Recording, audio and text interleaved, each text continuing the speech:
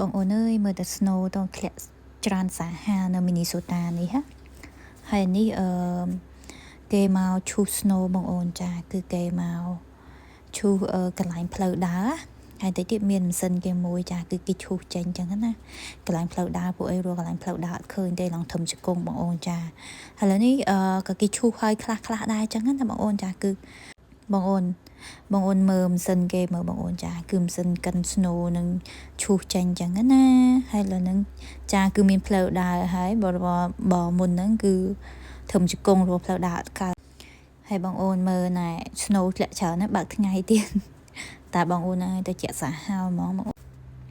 បងអូនអើយស្អាតសាហាវខ្ញុំចូលចិត្តតែគាត់វាទៅជាឲ្យខ្លាចយើងធ្វើដំណើរទៅមានគ្រោះថ្នាក់ចឹងល្អិលណាបងអូនចាតែខ្ញុំចូលចិត្តតា snow ចូលចិត្តទៅជាតាបងអូនចាហើយនេះកន្លែងផ្លូវគេបងអូនចាគឺផ្លូវគេលាយអស់ហើយគេបាញ់អំបិលណាបងអូនចាហើយគេឈូសហើយគេបាញ់អំបិលថែមចឹងណាហើយឥឡូវក៏វាឈប់ធ្លាក់ដែរចាហើយមើលផ្លូវមើលលេងមើលបងអូនចាគឺផ្លូវហ្នឹងណាគឺបាញ់អំបិលហើយយើងអត់អីនឹងជិះទៅអត់អីទេខ្លាចតែមិនទាន់បាច់គឺវាល្អិលមានគ្រោះថ្នាក់ចឹងបាយបង